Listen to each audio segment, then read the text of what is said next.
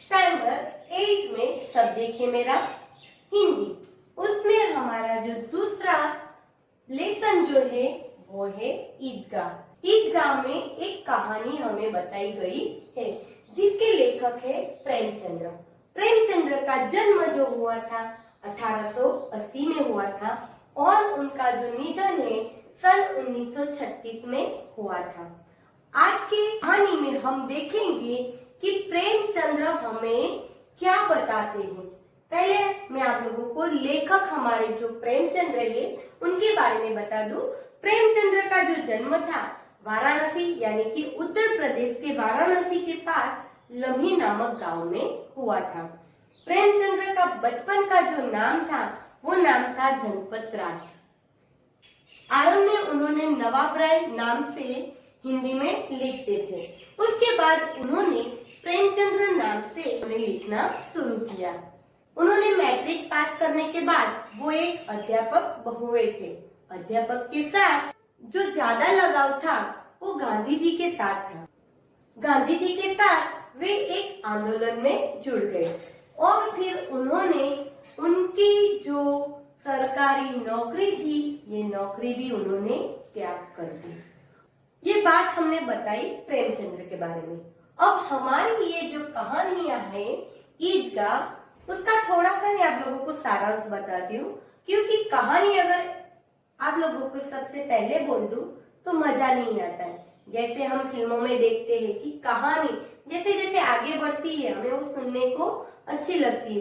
इस कहानी में क्या है तो इस कहानी में मैं आप लोगों को बता दूं कि ईदगाह एक मुसलमान लोगों का त्योहार होता है जो 30 दिनों का त्योहार यानी कि उसे रोजा कहा जाता है। 30 दिनों के रोजे के बाद ईदगाह ये त्योहार आता है। अब सारे लोग हम भी जैसे हमारे जो भी त्योहार आते हैं आनंद उल्लास के साथ मनाते हैं। मुसलमान भी लोग ये त्योहार उनका आनंद और उल्लास के साथ मनाते हैं। ईदगाह यानी कि उस दिन वो लोग एक दूसरे को गले से मिलते हैं और साथ ही में नमाज पढ़ते हैं। अब मैं बताती हूँ ईदगाह में जो छोटे बच्चा है इसमें नाम दिया गया है हामिद।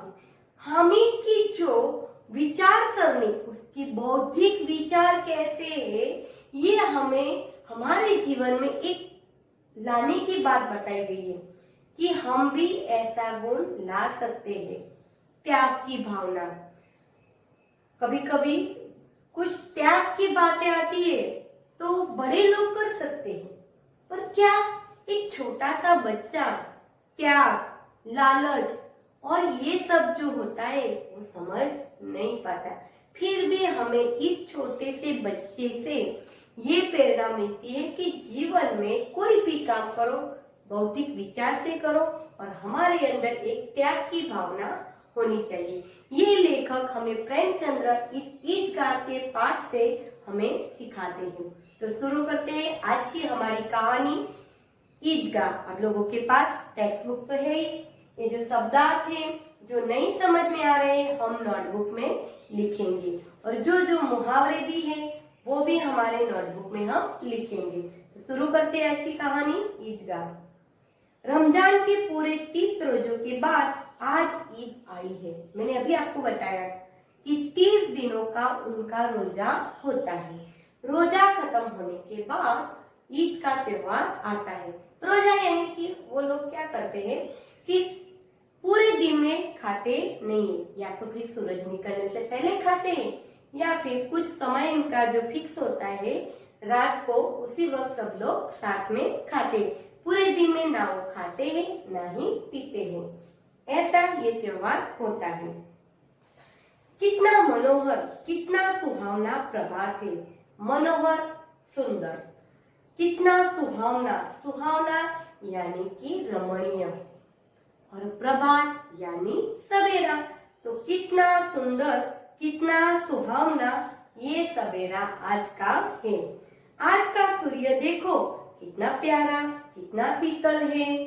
आज का सूरज मानो कि लगता है गर्मी तो कहीं लगती ही नहीं है।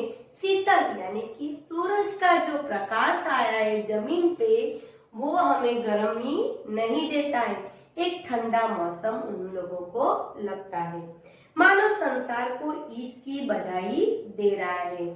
सूरज जो आया है धरती पे, वो भी सब लोगों को ईद की बधाइयां दे रहा है।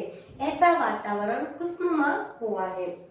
गांव में कितनी हलचल है, ईद का त्योहार है, चहल पहल तो रहती है। गांव में पूरा गांव जो है वो चहल पहल कर रहा है। ईदगाह जाने की तैयारी हो रही है। सब लोग ईदगाह जाने की तैयारी कर रहे हैं। किसी के कुर्ते में बटन नहीं है, पड़ोस के घर से सुई धागा लेने दौड़ा जा रहा है। हमारे घर में भी कभी कोई चीज नहीं होती है तो हम क्या करते हैं, हमारे पड़ोसी से लेते हैं, है ना। तो इसीलिए कुर्ते में जिनके बटन नहीं है, घर में सुई धागा नहीं है, तो वो पड़ोस में दौड़ रहे हैं। किसी के जूते के कड़े हो गए हैं। जूते जो होते उसके कड़े एकदम कड़क हो गए हैं, हिल भी नहीं रहे हैं। तो उसमें क्या किया जाता है, उनमें तेल डालने के लिए तेली के पास भागा जा रहा है। किसी ने अच्छे नए जूते निकाले हैं, इतने कड़क हो गए हैं, हिला भी नहीं जाता है, तो तेली के पास जाके उस कड़े में वो तेल डाल रहा है ताकि जूते जो है वो एकदम नरम हो जाए। जल्दी जल्दी बैलों को सानी पानी दे। जल्दी जल्दी जो बैल है उनको भी खाने की जो चीज होती है, सानी पानी यानी कि खाने की सामग्री जो पशुओं को दी जाती है। ईदगाह से लौटते लौटते दोपहर हो जाएगी। अब ईद के लिए जा रहे हैं, जहाँ जाएंगे वहीं से आते वक्त दोपहर हो जाएंगी। जो बैल है उनको तो भूख लगेगी, इसीलिए बैलों को भी उन लोगों ने खाना दे दिया है। 3 कोस पैदल रास्ता, फिर सैकड़ों आदमी से मिलना भेंटना, दोपहर से पहले लौटना असंभव है। कितना सारा चलना है। और चलते चलते कोई लोग हमें रास्ते में मिलते हैं, सब लोगों को गले लगाना, फिर आगे बढ़ना और दोपहर तक वापस घर आना असंभव था। लड़के सबसे ज्यादा प्रसन्न हैं। बड़े तो है ही प्रसन्न, बड़े को तो मजा क्या है, वहां जाकर वो लोग वजू करते हैं और नमाज पढ़ते हैं। लेकिन ये छोटे बच्चे हैं, उनकी खुशी का तो कोई और ठिकाना ही नहीं है, क्योंकि उन्हें देखते आगे क्या बताया है। किसी ने एक रोजा रखा है, वो भी दोपहर तक। किसी ने एक ही रोजा रखा है, वो भी दोपहर तक भूखा रहने का। किसी ने वो भी नहीं रखा, लेकिन ईदगाह जाने की खुशी उनके हिस्से की चीज है। ईदगाह जाना सबको जाना है और सबके हिस्से की ये एक चीज है, खुशी सबको है।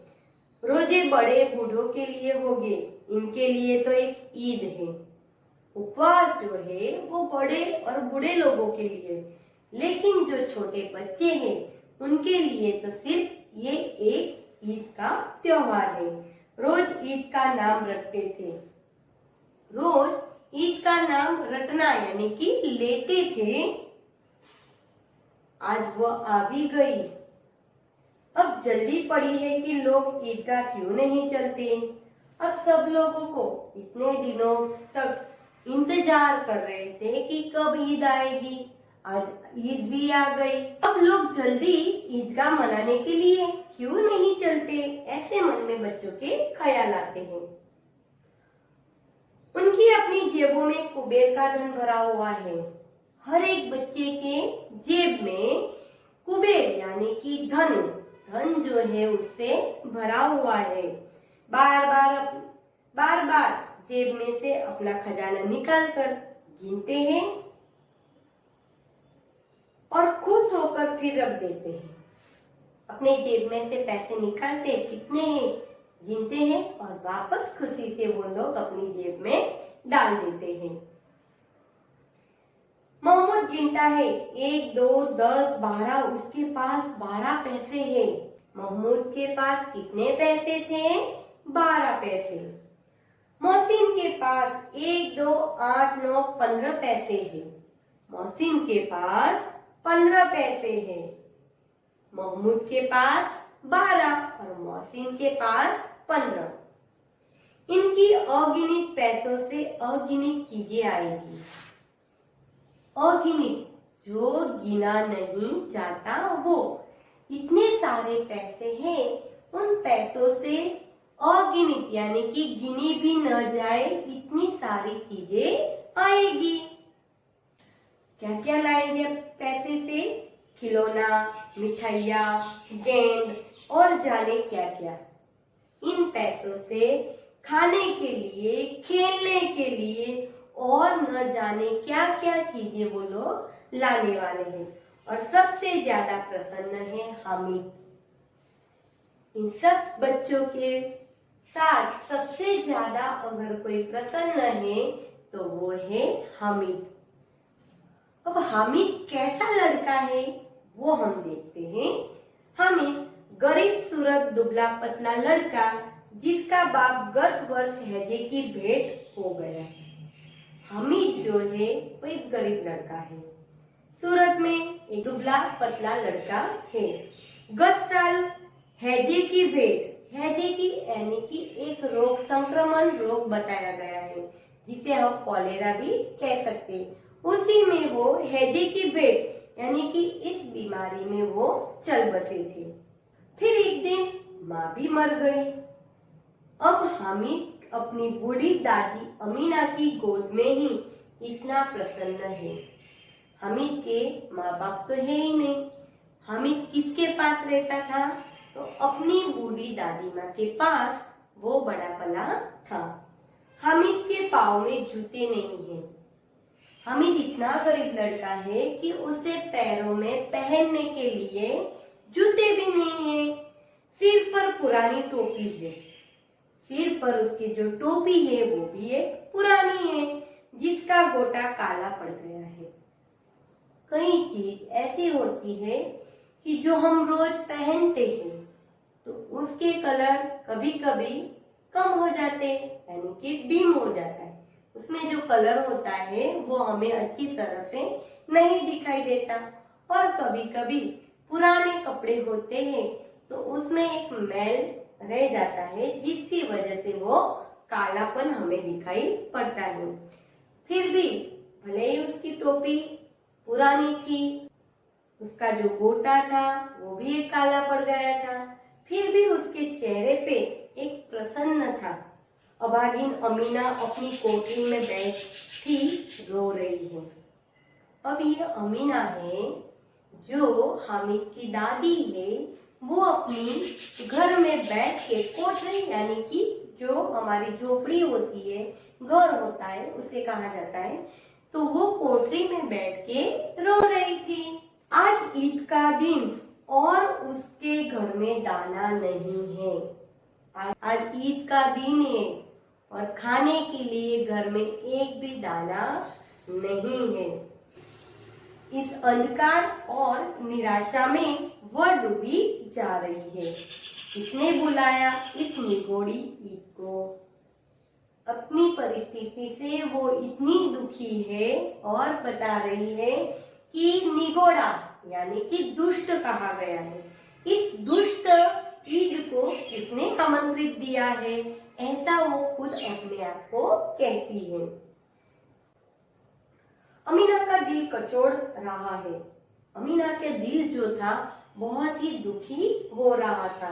गांव में बच्चे अपने बाप के साथ जा रहे हैं। हामिद का बाप अमीना के सिवाय और कौन है? उसे कैसे अकेला जाने दूं? इस भीड़ भाड़ में बच्चा कहीं खो गया तो नहीं, अमीना उसे यूं न जाने देगी। नन्ही सी जान 30 कोस चलेगा कैसे? पैरे में छाले पड़ जाएंगे, जूते भी तो नहीं है। कुल 2 आने पैसे बच रहे हैं। 3 पैसे हामिद की जेब में, 5 अमीना के बटुए में। यही तो बिसात है ईद का त्योहार। अल्लाह ही बेड़ा पार लगा। अमीना बहुत दुखी है क्योंकि सारे बच्चे जो है वो अपने अपने बाप के साथ जा रहे हैं। अब हामिद का तो इस दुनिया में उसके अमीना के अलावा तो कोई है ही नहीं। तो वो किसके साथ जाएगा? और इतनी भीड़ भाड़ में अगर कहीं वो खो गया तो? ये भी उसे एक बात सता रही थी। तो वो सोचने लगी कि इतना सारा दूर जाना है और पैरों में उसके तो जूते भी नहीं है। हाय राम, वो जाए तो भी कैसे जाए?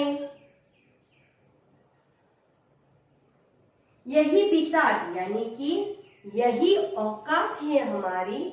और ये ईद का त्योहार कैसे आया है? अल्लाह ये बेड़ा पार लगा दे। भगवान, ये जो घड़ी आई है उस घड़ी यानी कि संकट, बेड़ा पार लगाना, ये जो संकट है, संकट से हमें मुक्त करना, दूर हमारा संकट करना। हामिद अपनी दादी के पास जाता है। हामिद भीतर जाकर, भीतर यानी कि अंदर जाकर दादी से कहता है, तुम डरना नहीं अम्मा, मैं सबसे पहले आऊंगा। हामिद ने कहा, दादी माँ तुम कभी डरना मत, मैं अकेला ही जा रहा हूँ और सबसे पहले आऊंगा। गांव से मेला चला और सारे बच्चे के साथ हामिद भी जा रहा था। कभी दौड़ के आगे निकल जाता, फिर किसी पेड़ के नीचे खड़े होकर साथ वालों का इंतजार करता। हामिद के पैरों में तो जैसे पर लग गए हैं। वो कभी थक सकता था। हामिद तो सारे दोस्तों के साथ निकला और कभी वो आगे दौड़ता, कभी झाड़ के पास खड़े हो जाता और सब लोग आने का इंतजार करता, मानो कि उसे कई पंख निकल आए हैं।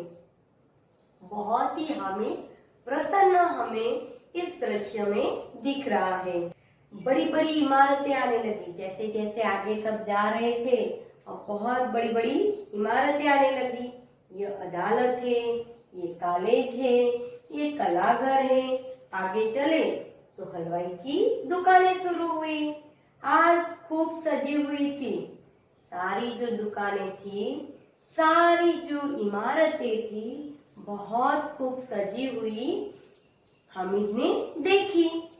इतनी मिठाई कौन खाता है? और फिर वो सोचने लगा कि इतनी मिठाई कौन खाता है? देखो ना, एक एक दुकान पर मनो होगी। हामिद ने देखा कि कितनी सारी मिठाई की दुकानें हैं। सोचने लगा कि इतनी सारी मिठाई कौन खाता होगा। सहसा ईदगाह नजर आई। इमली के घने वृक्षों की छाया है, नीचे पक्का फर्श है और उस पर जाजिम बिछी हुई है।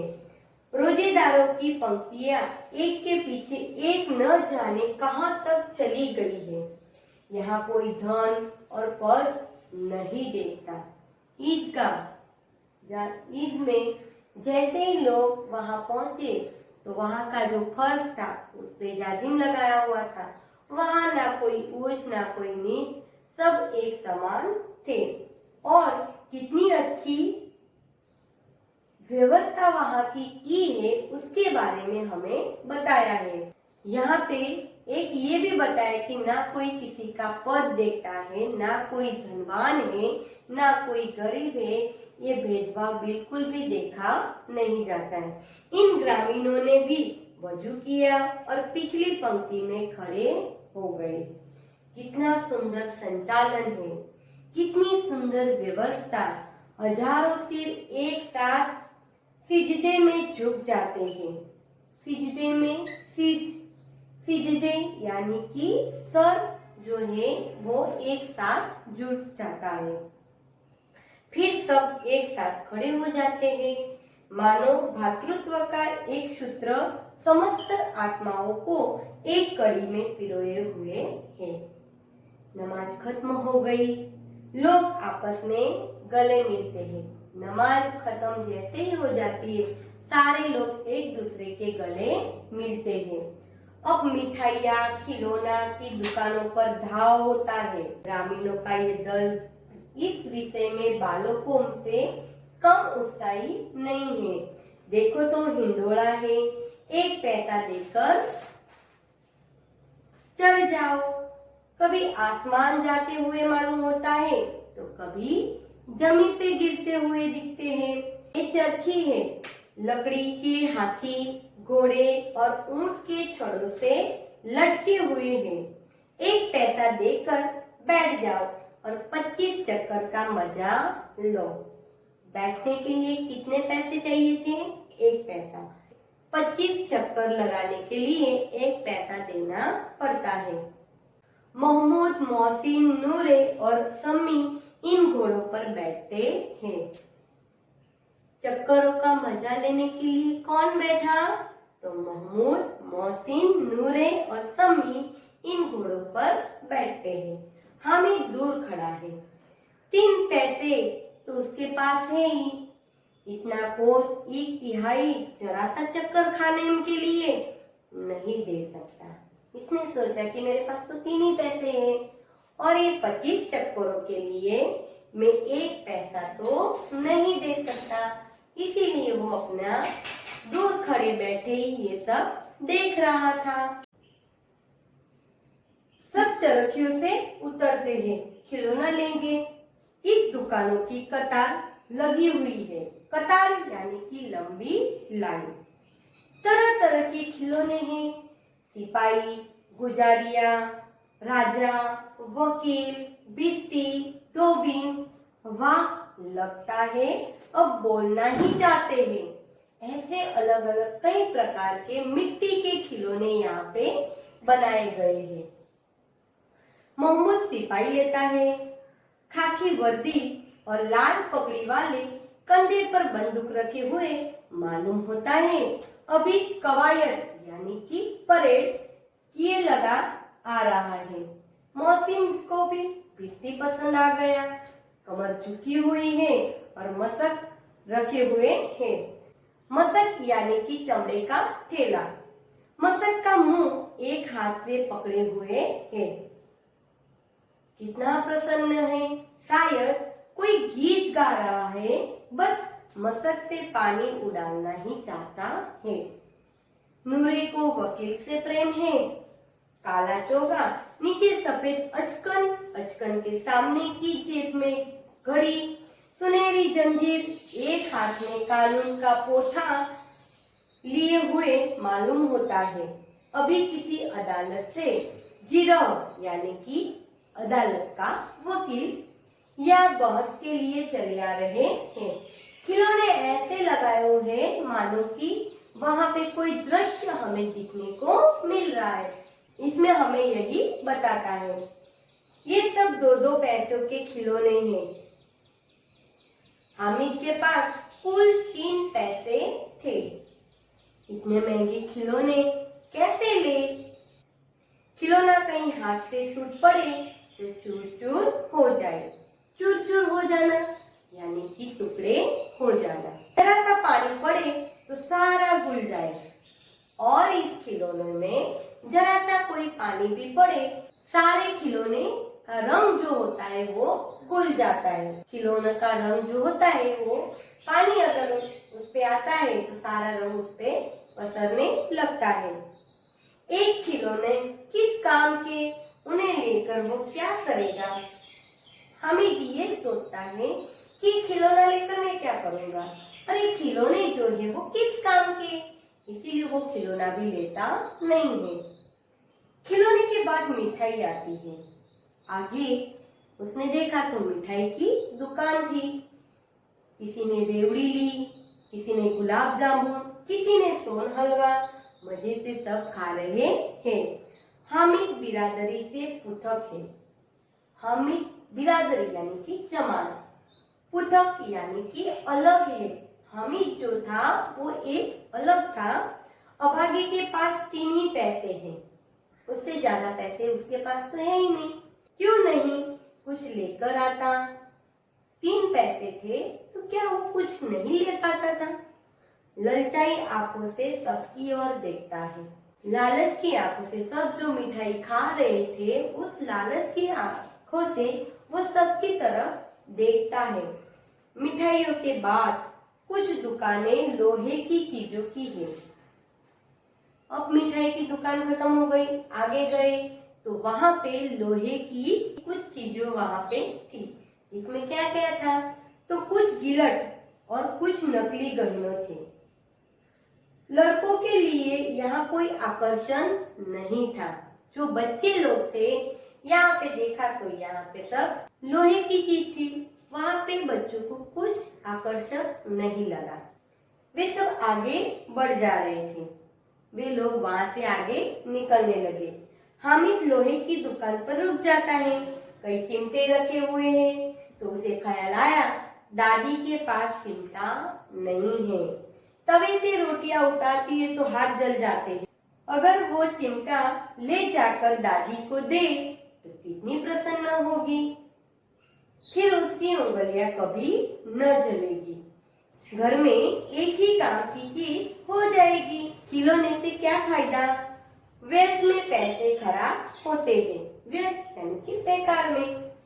जरा देर ही तो खुशी होती है। कोई भी खिलौने ले तो थोड़ी देर के लिए हमें खुशी होती है। फिर तो खिलौने की ओर कोई आंख उठाकर देखता ही नहीं।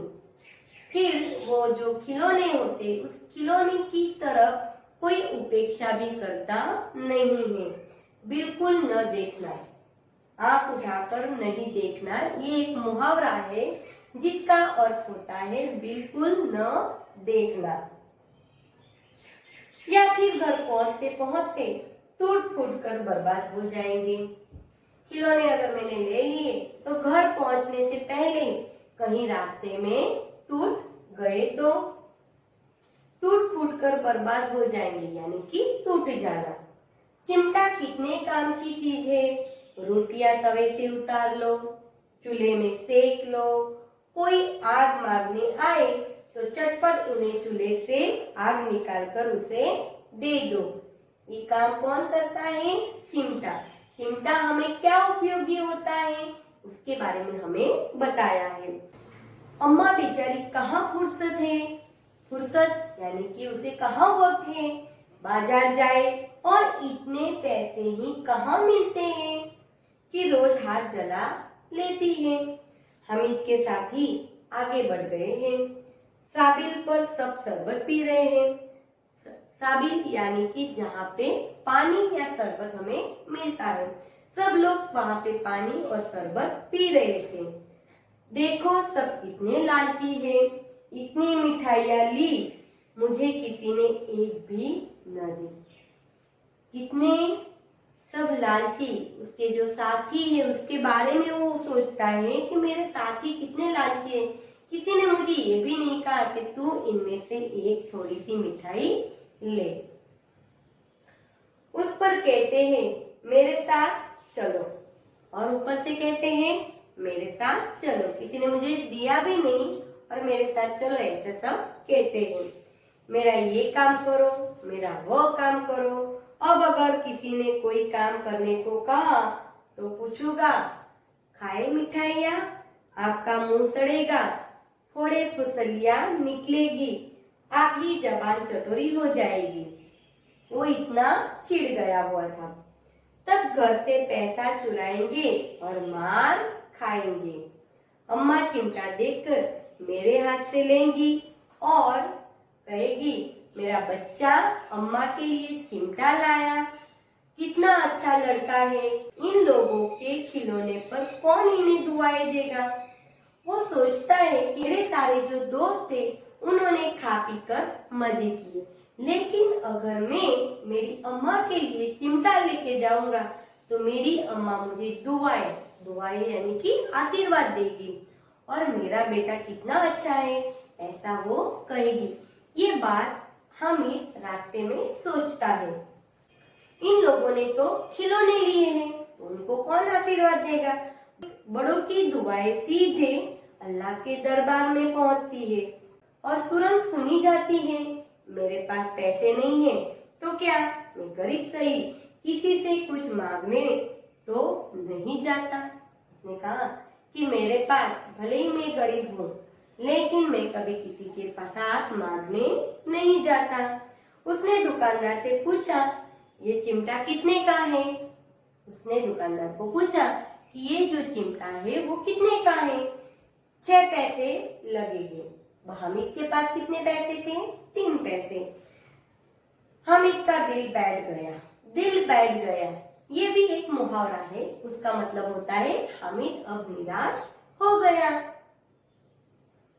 फिर बोला, ठीक ठीक बताओ। हामिद ने कहा कि थोड़ा दाम कुछ कम करो। ठीक ठीक 5 पैसे लगेंगे। दुकानदार ने अब क्या बोला कि 5 पैसे लगेंगे, लेना है तो लो, नहीं तो चलते बनो। हामिद का कलेजा मजबूत करके कहा। कलेजा मजबूत करना ये भी एक मुहावरा है, यानी कि हिम्मत करके कहना या हिम्मत जुटाना। 3 पैसे लोगे? हामिद ने बहुत हिम्मत करके इतना बोला कि 3 पैसे लोगे, और वो आगे बढ़ गया। इतना ही बोलने के बाद वहां पे वो रुकता नहीं है और आगे बढ़ गया, ताकि दुकानदार की गुड़कियां न सुने। दुकानदार ने 6 पैसे कहे थे, उसके बदले में फिर उसने 5 बताया। 5 पैसे तो उसके पास 6 ही नहीं, उसके पास तो 3 ही पैसे थे। तो उसने कहा कि 3 पैसे लोगे, और इतना कह के वो धीरे से आगे बढ़ने लगा, ताकि दुकानदार जो था वो गुड़किया यानी कि डांट न लगाए, इसीलिए वो आगे बढ़ने लगा। लेकिन दुकानदार ने गुड़किया नहीं की, लेकिन दुकानदार ने डांटा नहीं, बुलाकर चिमटा दे दिया। हामिद ने उसे इस तरह कंधे पे रखा मानो बंदूक है। फिर शान से अकड़ता हुआ संगियों के पास गया। फिर शान से संगियों यानी कि उसके जो साथीदार थे उनके पास वो गया। मौसी ने हंसकर कहा, एक चिमटा क्यों लाया बुद्धू, इसका क्या करेगा? अब उसके जो दोस्त थे उसे बुद्धू कहने लगे और कहने लगे कि ये जो चिमटा तू लाया है तो इस चिमटे का क्या करेगा? हामिद ने चिमटे को जमीन पर पटक कर कहा, जरा अपनी बिस्ती को जमीन पर गिराओ। हामिद ने जोरों से चिमटे को जमीन पे गिराया और फिर कहा कि तेरी जो बिस्ती है उसे भी जमीन पर गिराओ, सारी पसलियां चूर चूर हो जाएगी बच्चों की। सारी जो पसलियां है उसकी चूर चूर यानी कि टुकड़े हो जाएंगे। महमूद बोला, तो ये चिमटा कोई खिलौना है? महमूद ने कहा कि तेरे पास जो चिमटा है क्या वो कोई खिलौना है? हामिद ने कहा, खिलौना क्यों नहीं, कभी कंधे पे रखा तो बंदूक हो गई। हामिद ने कहा, अगर मैं इस चिमटे को कंधे पे रखता हूँ तो वो एक बंदूक हो जाती है, हाथ में लिया तो फकीरों का चिमटा, चाहूं तो इसे मंदिरे का काम भी ले सकता हूँ। एक चिमटा जमा दूं तो तुम लोगों के सारे खिलौने की जान निकल जाएगी। मेरा एक ही चिमटा इतना कमाल करेगा कि आपके सारे खिलौने की जान निकाल देगी। तुम्हारे खिलौने कितना ही जोर लगाए मेरे चिमटे का, बाल बाका नहीं कर सकते, बाल बाका नहीं कर सकते। ये भी एक मुहावरा है जिसका मतलब होता है जरा सा भी नुकसान नहीं हो सकता। बहादुर शेर है मेरा चिमटा। सम्मी ने खंजरी ली थी, प्रभावित होकर बोला, मेरी खंजरी से बदलोगे? 2 आने की है। अब जो उसकी साथी सम्मी थी उसने कहा, मैंने तो ये खंजरी ली है, क्या तुम मेरी खंजरी से अपना चिमटा बदलोगे? मैंने ये 2 आने में लिया है। हामिद ने खंजरी की उपेक्षा से देखा, मेरा चिमटा तो चाहे तो तुम्हारी खंजरी का पेट फाड़ डाले, बस एक चमड़े की झिल्ली यानी कि पतली लगा दी। डब डब बोलने लगी, जरा सा पानी लग जाए तो खत्म हो जाए। मेरा बहादुर चिमटा आग में, पानी, आंधी में, तूफान के बराबर डटा रहेगा। आग में काम करना है तो भी वो काम कर सकता है, गर्म पानी में काम करना है तो भी वो काम कर सकता है। चिमटे ने सभी को मोहित कर दिया। मोहित कर देना यानी कि प्रभावित कर देना। लेकिन अब पैसे किसके पास धरे हैं? फिर मेले से बहुत दूर निकल आए हैं, धूप भी तेज हो गई है। इस चिमटे ने तो सबका मन ले लिया, अब वापस कौन जाएगा इतना दूर चिमटे लेने के लिए? इसीलिए सबको घर पहुंचने की जल्दी थी। बड़ों से जिद करे तो भी चिमटा तो नहीं मिल सकता था। हामिद है कि बड़ा चालाक, इसीलिए उसने पैसे बचा रखे थे। औरों ने 3-3, 4-4 आने पैसे खर्च किए, पर कोई काम की चीज न ले सके। हामिद ने 3 पैसों में ही रंग जमा लिया। रंग जमा लिया, ये भी हमारा एक मुहावरा है, मतलब कि प्रभावित कर दिया। सच ही तो है, खिलौना क्या भरोसा, टूट फूट जाएगा। हामिद का चिमटा बना रहेगा बरसों। अब मौसिन ने कहा, जरा अपना चिमटा दो, हम भी देखें। तुम हमारा भिस्ती लेकर देखो। मौसिन जो उसका साथी था, उसने कहा कि तेरा चिमटा मुझे दिखाओ और मेरी जो ये भिस्ती है तुम उसे खेलो। महमूद और नूरे ने भी अपने अपने खिलौने पेश किए। इसके और भी जो साथी थे, उन्होंने भी उनके जो खिलौने थे वो हामिद को दिए। हामिद को इन शर्तों को मानने के लिए कोई आपत्ति नहीं था। बारी बारी वो चिमटा दे रहा था और सबके खिलौने वो भी देख रहा था। इसमें उसे कोई आपत्ति नहीं थी, यानी कि मुश्किल नहीं थी। चिमटा बारी बारी सबके हाथ में गया। उनके खिलौने बारी बारी हामिद के हाथ में आए। कितने खूबसूरत खिलौने थे। रास्ते में महमूद को भूख लगी। उसके बाप ने केले खाने को दिए। महमूद ने केवल हामिद को ही अपना साथी बनाया। कितने अच्छे अच्छे साथी थे, फिर भी उन्होंने हामिद को अपना साथी बनाया। उसके अन्य मित्र मुंह ताकते रह गए और बाकी जो उसके साथी थे, मित्र थे, वो भी एक चकित हो गए। मुंह ताकते रहना यानी कि चकित हो जाना। ये सब जो था वो एक इस चिमटे का प्रभाव था। 11 बजे सारे गांव में हलचल मच गई। मेले वाले लौट आए। मौसिन की छोटी बहन ने दौड़कर भिस्ती उसके हाथ से छीन लिया।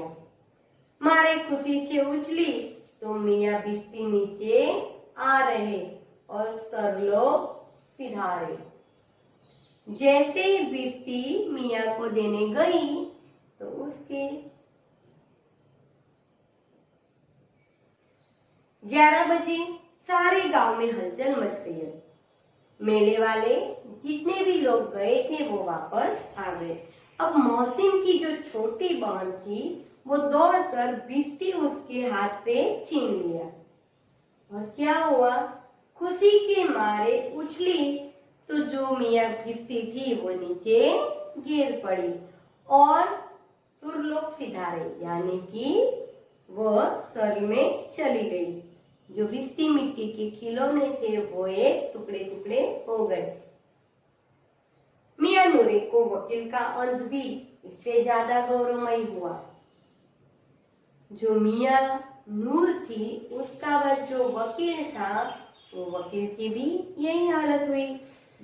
दीवार में 2 खुटियां गाड़ी गई। उन पर लकड़ी का एक पटारा रखा गया। पटेरे पर कागज का एक कालीन बिछाया गया। वकील साहब राजा भोज भांति सिंहासन पर बिराजे। नूरे ने उन्हें पंखा चलना शुरू किया। अदालतों में खस की टट्टियां और बिजली के पंखे होते हैं, क्या यह मामूली पंखा भी न हो। बांस का पंखा आया और नूरे ने हवा लगाया।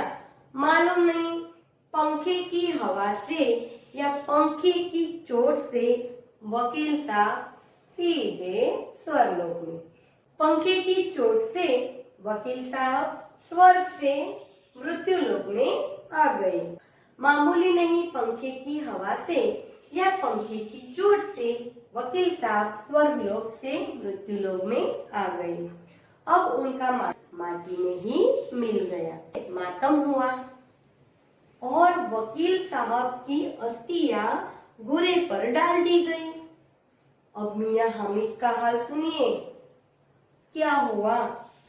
अमीना उसकी आवाज सुनते ही दौड़ी चली आई और उनको गोद में उठाकर प्यार करने लगी। सहसा हाथ से चिमटा देखकर वो चौंकी। उसे न आश्चर्य हुआ। बोली, ये चिमटा कहाँ से लाया? मैं मोल लिया है। हामिद ने कहा कि मैंने इसका मोल यानी कि पैसे से ये मैंने लिया है। के पैसे में? के यानी कि कितने पैसे में? तो बताया 3 पैसे दिए। उसने कहा कि 3 पैसे दिए। अमीना ने छाती पीट ली। अमीना ने छाती पीट ली यानी कि बहुत दुखी होना। ये कैसा बेसमझ लड़का है कि दोपहर हुआ, कुछ खाया न पिया, लाया चिमटा। सारे मेले में तुझे और चीज न मिली जो ये लोहे का चिमटा उठा लाया। हामिद ने अपराधी भाव से कहा, तुम्हारी उंगलियां तवे से जल जाती थी, इसलिए मैंने लिया। रोज तुम्हारी उंगलियां हाथ की जल जाती थी, इसीलिए मैंने दादी माँ आपके लिए चिमटा लिया। बुढ़िया का क्रोध तुरंत स्नेह में बदल गया। बच्चों में कितना त्याग, कितना सद्भाव और कितना विवेक है। दूसरों के खिलौने लेते और मिठाई खाते देखकर इसका मन नहीं ललचाया होगा। दादी माँ ये सोचती है कि बाकी उसके जो साथी थे वहां मेले में कई सारे खिलौने किसने लिए, कई सारे खाई मिठाइयाँ, तो इसका भी मन ललचाया होगा। इतना जब्त यानी कि धीरज, इतना जब्त इससे कैसे हुआ? इतनी धीरज, इतना संयम इससे कैसे हुआ? अमीना का मन गदगद हो गया। अमीना का मन जो था गदगद हो जाना, ये भी एक मुहावरा है। अमीना का मन जो था एकदम प्रसन्न हो गया। वो रोने लगी। दामन फैलाकर हामिद को दुआएं देती जाती थी और उसकी आंखों से बड़ी बड़ी बूंदें गिरती जाती थी। वो रोने लगी। दामन फैलाकर हामिद को दुआएं देती जाती थी। दामन यानी कि आंचल, दुआएं यानी कि आशीर्वाद। तो वो अपना आंचल फैलाकर और आशीर्वाद देती जाती थी। इतना काबिल जो अमीना को पोता मिला था वो बहुत ही खुश थी। यही हमारी ये कहानी थी। ईदगाह और प्रेमचंद्र ने हमें इस कहानी में हामिद के बारे में बताया है। जय भारत।